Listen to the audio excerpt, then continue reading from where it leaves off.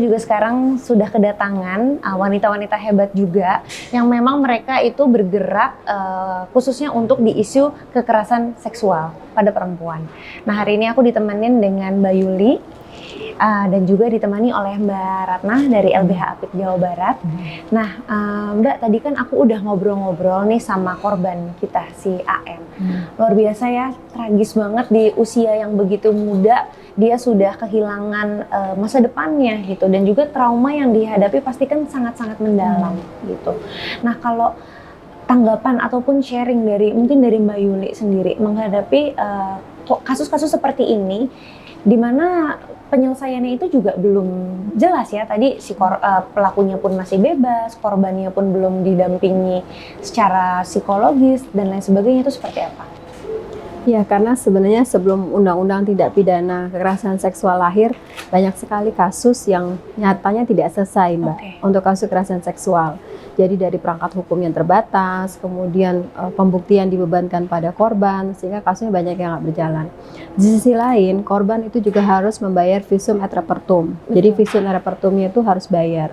Kemudian BPJS Kesehatan itu tidak menanggung biaya pemulihan, kemudian biaya pengobatan korban. Jadi tentu saja korban seperti yang tadi kita saksikan benar-benar dalam situasi yang sangat terpuruk. Betul. Mereka juga jatuh kepada lingkup kemiskinan karena tercerabut dari ekonomi ya. Kalau di buku zakat untuk korban kekerasan terhadap perempuan dan anak, itu ada satu bagian khusus yang saya tulis bagaimana kondisi korban ketika korban mengalami kekerasan seksual dan dampak jangka panjang yang dialami oleh korban. Nah, banyak pihak yang tidak mengetahui dampaknya bagi korban sehingga masih menyalahkan korban. Betul. Jadi masih menyalahkan korban seolah-olah korban itu berkontribusi terhadap kasus kekerasan seksual. Padahal korban itu sekali lagi dia dimanipulasi, korban juga menderita dan lain sebagainya. Nah, ini yang kita perlu menyampaikan secara luas kepada masyarakat, Mbak. Betul.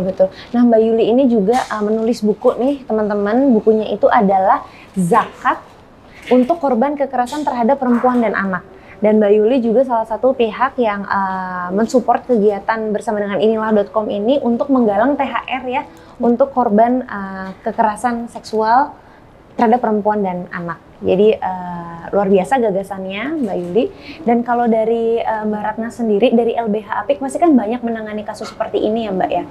Itu dan kita alhamdulillah maksudnya sudah ada titik terang, kemarin sudah disahkan menjadi undang-undang tindak pidana kekerasan seksual. Harapannya apa sih Mbak ke depannya? Iya, harapannya agar undang-undang ini segera diundangkan dan bisa dieksekusi ya untuk kepentingan korban, karena memang banyak terobosan dalam undang-undang itu yang membenahi banyak sekali hambatan-hambatan ya di dalam proses baik penegakan hukum ya, atau penanganan kasusnya maupun terkait pemulihan ya, juga agar sekaligus juga disiapkan bagaimana anggarannya ya, misalnya dana bantuan buat korban itu kan bagus sekali ya, karena memungkinkan juga ada masyarakat ya memberikan bantuan gitu ya, karena saya kira memang kita nggak selalu semua bisa dipenuhi oleh negara ya, tapi bagaimana ada peran serta ya dari dunia usaha gitu ya,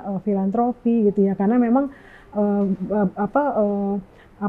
korban itu sangat membutuhkan dukungan ya, baik selama dia menjadi korban ya, proses pemulihannya maupun pasca dia kemudian menjadi penyintas, itu kan juga bagaimana ada pemberdayaan ekonomi itu harus tetap disupport ya, sehingga karena memang layanan psikolog itu penting banget ya, karena tentunya ketika dia mengalami kejadian ya, itu yang sebenarnya bantuan yang paling cepat tuh harusnya bantuan untuk penguatan psikologisnya, sehingga ini kayak tadi ya mitra kita ya AN ini kan juga sempat juga mau bunuh diri ya, dan bagaimana memendam persoalannya ya sampai kemudian memutuskan hanya untuk melapor ke orang tua gitu, karena itu kan begitu mencekam ya, begitu menderita gitu ya. Nah itu yang sangat penting.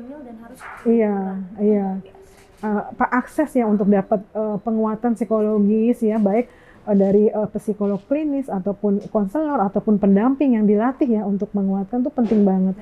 Nah, jadi proses penanganan tuh harus memang di awal, kemudian selama dia menjalani proses hukum maupun juga setelahnya tuh iya itu harus ada penguatan. Nah sayangnya memang di kebetulan di kabupaten atau wilayah tempat AN ini juga layanan yang disiapkan oleh pemerintah juga sangat terbatas dan hanya ada 2 psikolog klinis, itu pun harus menantikan jadwal di antara di antara kuliah-kuliahnya karena kebetulan dosen gitu ya.